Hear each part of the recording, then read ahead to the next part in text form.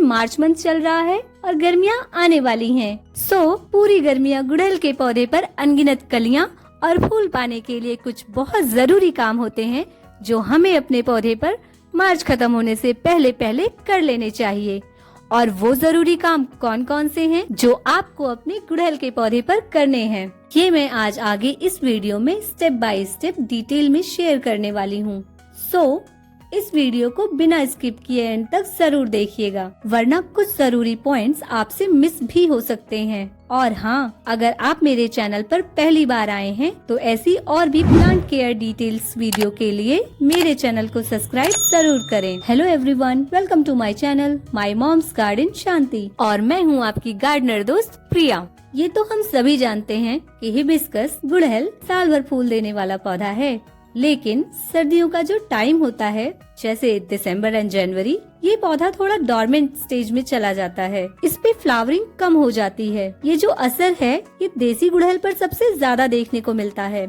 जैसे ही सर्दियाँ खत्म होने लगती हैं, आपको अपने गुड़हल के पौधे पर कुछ बहुत जरूरी काम करने होते हैं, जैसे कि इसकी रूट प्रूनिंग, रिपॉटिंग या फिर इसमें खाद देना। ये खाद देने का सबसे अच्छा टाइम है, क्योंकि आने वाला अप्रैल मई जो गर्मियों का समय है, आगे के ये जो गर्मियों के महीने हैं, ये हिबिस्कस प्लांट पर अच्छी फ्लावरिंग का टाइम होता है। अभी भी आपके पास मार्च में टाइम है, गुड़हल के पौधे की रूट प्रूनिंग कर लीजिए। रूट प्रूनिंग, रिपॉटिंग या खाद देना, ये तीनों ही अलग अलग काम हैं। ये आपको देखना होगा कि आपको अपने किस पौधे की रूट प्रूनिंग करनी है, किसकी रिपोर्टिंग करनी है और किस पौधे में आपको सिर्फ खाद देना है। बट रूट प्रूनिंग उन्हीं पौधों की कीजिएगा जो रूट बाउंड हो। रूट बाउंडिंग यानी पौधे की रूट्स गमले की मिट्टी में इतनी ज्यादा फैल गई हों कि वो मिट्टी के ऊपर ही दिखाई देनी शुरू हो जाएं, और अगर रूट्स बाहर से ही दिखने लगे तो समझ लीजिए कि अब आगे रूट्स यानी जड़ को मिट्टी में फैलने की जगह नहीं बची है। इस समय रूट प्रूनिंग की जरूरत इसीलिए होती है क्योंकि आप इसमें कोई भी खाद देंगे, कुछ भी करें, तो आपका पौधा फूल नहीं देगा, और अगर देगा भी तो बहुत कम, और फूलों की साइज भी छोटी होगी। तो अगर आपका पौधा भी रूट बाउंड हो गया है तो यही वो समय है कि आप अपने पौधे की रूट प्रूनिंग कर लें। फरवरी और मार्च रूट प्रूनिंग के लिए सबसे अच्छा टाइम होता है, क्योंकि इस समय ना ज्यादा ठंड होती है और ना ज्यादा गर्मी। ये रूट प्रूनिंग का बेस्ट टाइम है। फ्रेंड्स, रूट प्रूनिंग करने से पहले कुछ जरूरी काम आपको अपने प्लांट पर करना है, जिसमें पहला काम है कि आपको अपने गमले की मिट्टी को सुखा लेना है। सूखी हुई मिट्टी में ही आप रूट प्रूनिंग करें, गीली मिट्टी में ना करें। रूट प्रूनिंग करने से पहले अब जो दूसरा जरूरी काम है वो है हमें हमारे पौधे पर जो लंबी लंबी ब्रांचेस हैं उन्हें कट करना। इन लंबी ब्रांचेस को कट करने से पौधे में नई नई ब्रांचेस आएंगी और आपका पौधा पहले से भी ज्यादा घना मीन्स बुशी हो जाएगा। अब कटिंग से निकली इन ब्रांचेस को आप वेस्ट न समझें, आप इनकी कटिंग्स लगा करके नए पौधे भी तैयार कर सकते हैं। गुड़हल की कटिंग लगाने के लिए भी ये महीना मीन्स ये टाइम काफी अच्छा है, क्योंकि फरवरी मार्च से गुड़हल के पौधे में ग्रोथ स्टार्ट हो जाती है। प्रूनिंग करते समय अपने पौधे की एक एक ब्रांचेस को ऐसे ही कट कर दें, मीन्स पौधे की सारी ही ब्रांचेस को कट करना है। ऐसा करने से पौधे की हर ब्रांचेस पे नई ग्रोथ उठेगी, और जितनी ज्यादा ग्रोथ होगी पौधा उतना ही ज्यादा बुशी होगा, और पौधा जितना ज्यादा घना होगा उस पर उतनी ही ज्यादा कलियां और फूल भी आएंगे। गुड़हल की कटिंग को कैसे ग्रो करते हैं मीन्स कैसे लगाते हैं, इस पर भी मैं जल्दी ही आपके साथ एक नई वीडियो शेयर करूंगी। पौधे की प्रूनिंग करने के बाद जो सबसे ज्यादा जरूरी काम आपको पौधे पर करना होता है वो है कट की हुई हर ब्रांचेस पर कोई फंगीसाइड लगाना।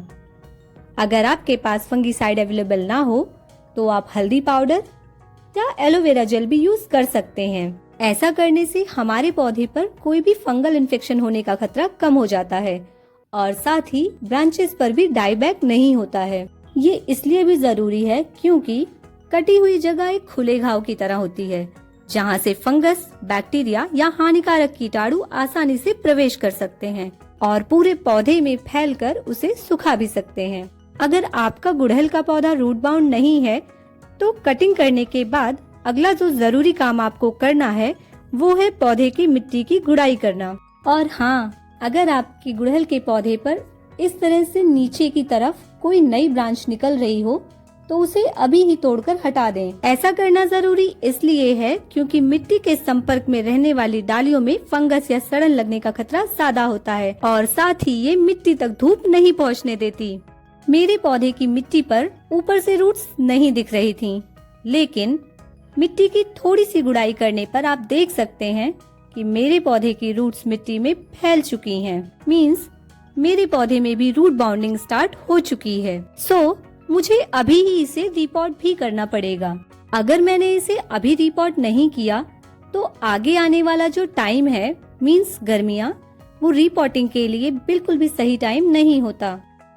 अब पौधे को रिपोर्ट करने से पहले गुड़ाई की गई इस मिट्टी को गमले से बाहर निकाल लेना है।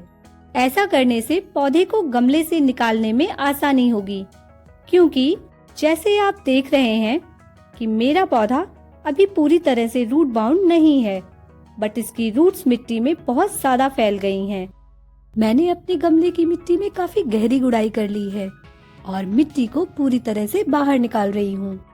गुड़ाई करते हुए ही साथ ही मैं अपने पौधे की थोड़ी रूट प्रूनिंग भी कर रही हूँ। ऐसा करने से ये नए गमले में खुद को अच्छी तरह से एडजस्ट कर लेगा। ये स्टेप आप भी जरूर फॉलो करें। ये देखिए, मेरे गुड़हल के पौधे की जड़ें मिट्टी में कितना नीचे तक जा चुकी थीं। इस बची हुई मिट्टी को निकालने से पहले ही मैंने अपने पौधे को गमले से बाहर निकाल लिया है। पौधे को बाहर निकालने के बाद हमेशा ध्यान रखें कि पौधे की इस रूट बॉल को डिस्टर्ब बिल्कुल भी नहीं करना है। आप देख सकते हैं गमले में नीचे तक मिट्टी में रूट्स फैल गई थीं। अगर आप ये काम अभी मींस सही टाइम पर करते हैं तो आपका पौधा पूरी गर्मियाँ बहुत अच्छे से फूल देता रहेगा। फ्रेंड्स, मेरे पास पहले से ही एक वेल ड्रेन पॉटिंग सॉइल तैयार रखा हुआ है, जिसमें अब मैं हल्दी पाउडर मिक्स कर रही हूँ। अपने हिबिस्कस प्लांट को रिपोर्ट करने के लिए आज मैं यही पॉटिंग सॉइल यूज करने जा रही हूँ।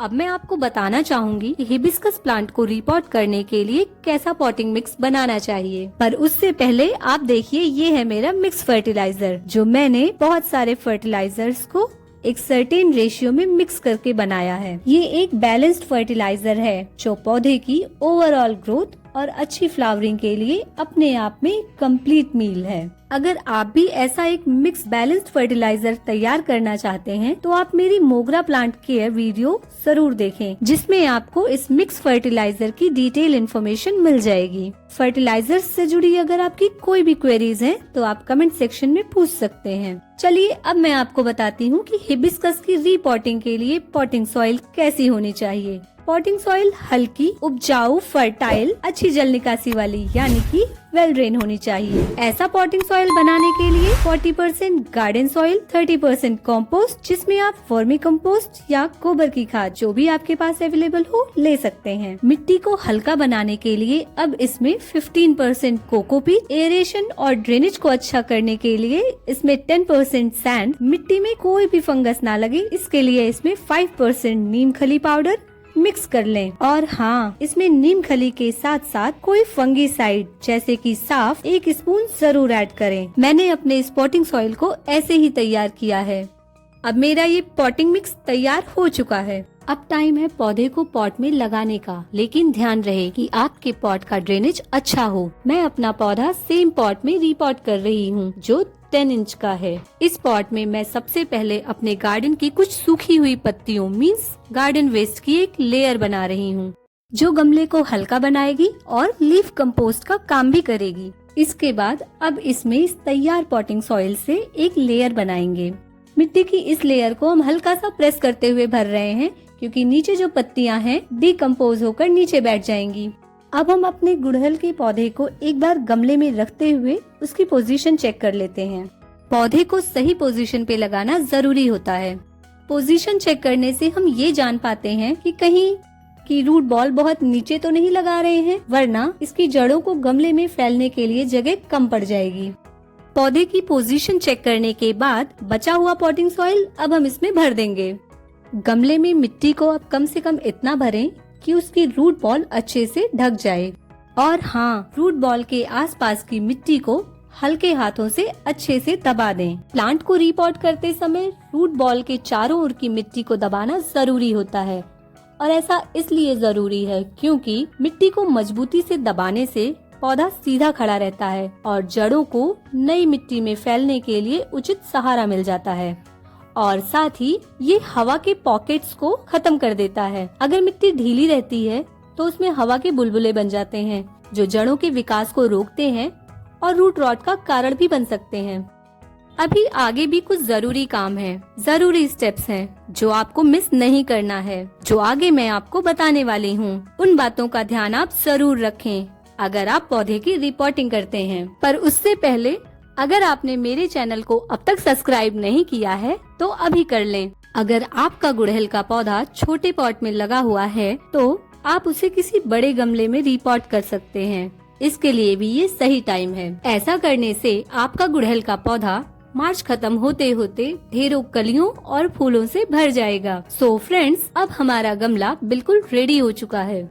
एक और बात, गमले से निकली हुई पुरानी मिट्टी को आप बेकार ना समझें, बल्कि इसके रूट बॉल को तोड़कर इसमें सारी रूट्स को हटाने के बाद इस मिट्टी को एक दिन की धूप में सुखाकर रख ले। फिर आप उसमें कंपोस्ट मिलाकर किसी भी न्यू प्लांट को लगाने के लिए यूज कर सकते हैं। आप देख सकते हैं ये मेरे इस गुड़हल के पौधे से निकली हुई कटिंग्स हैं। मैं इनसे गुड़हल के नए पौधे तैयार करूंगी। अब टाइम है इसमें वाटरिंग करने का। इसके लिए मैं थोड़े से पानी में पहले एलोवेरा मिला रही हूँ। एलोवेरा एक अच्छा रूटिंग हार्मोन है। ये रूट्स की ग्रोथ में हेल्प करता है। आप चाहें तो ह्यूमिक एसिड भी यूज कर सकते हैं जो रीपॉटिंग के बाद पौधे को शॉक से बचाता है और नई रूट्स डेवलप करने में हेल्प करता है। अब आपको गमले में पानी इतना देना है कि पानी ड्रेनेज होल से बाहर आ जाए, क्योंकि मिट्टी का नीचे तक गीला होना जरूरी है। पानी देने के बाद अब इस पौधे को कहाँ रखना चाहिए? तो अब आपको इस रिपोर्ट किए हुए गुड़हल के पौधे को शेड वाली जगह पे रखना है। इसे तेज धूप से बचाना है क्योंकि हमने अभी अभी इसे रिपोर्ट किया है। अगर आप अभी इसे धूप में रख देते हैं तो पौधा सूख सकता है। एक हफ्ते बाद आप इसे धूप में रख सकते हैं।